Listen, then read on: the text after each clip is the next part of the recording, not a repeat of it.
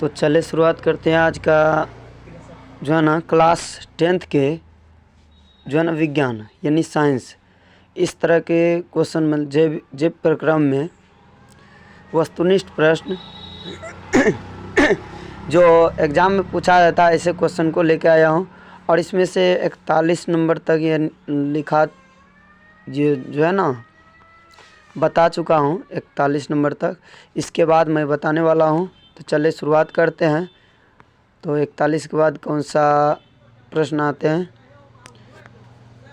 तो प्रश्न था 41 से शुरुआत करते हैं। तो 41 नंबर में कहा गया है प्रकाश संश्लेषण जो है ना कब होता है, तो दिन में होता है, इसके बारे में भी। उसके बाद पादप में फ्लोएम संवाहक होता है, कौन चीज़ के लिए? भोजन के लिए संवाहक होता है पादप में फ्लोएम।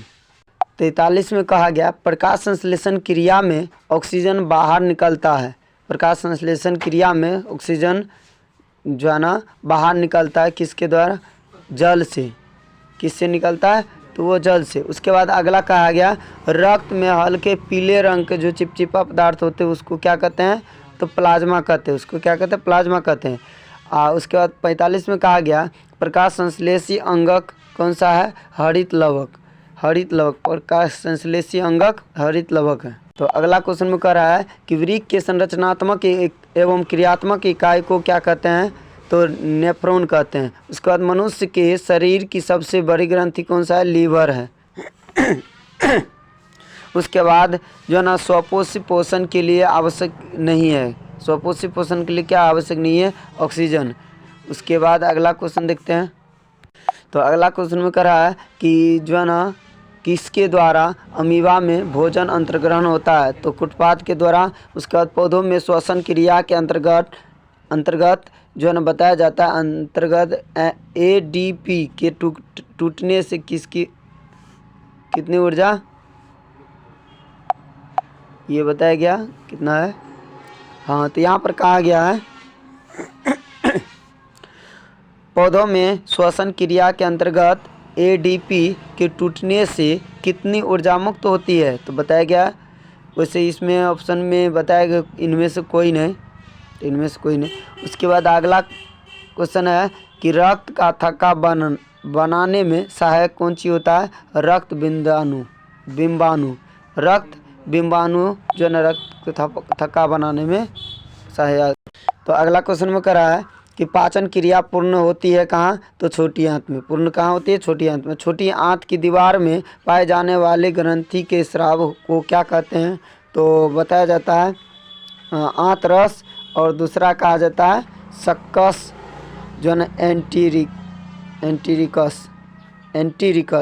ये दो चीज़ कहा जाता है।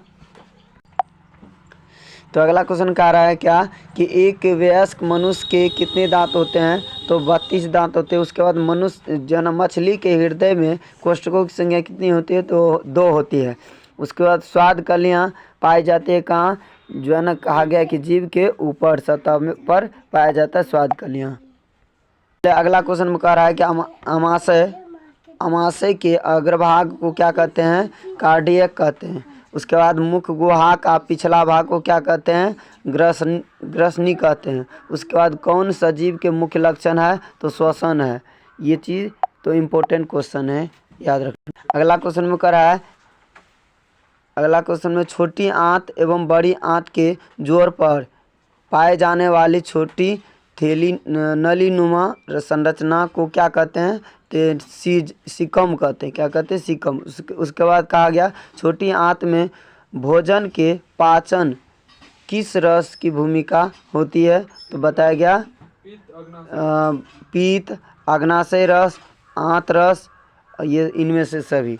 पीत रस, अग्नाशय रस और आंत रस, इनमें से सभी। उसके बाद अगला क्वेश्चन कहा गया अमाशय में अधपचे भोजन के लेई की तरह स्वरूप को क्या कहते हैं? लेई तरह जो स्वरूप हो जाता है तो उसको कायम कहते हैं। क्या कहते हैं? तो उसको कायम कहते हैं।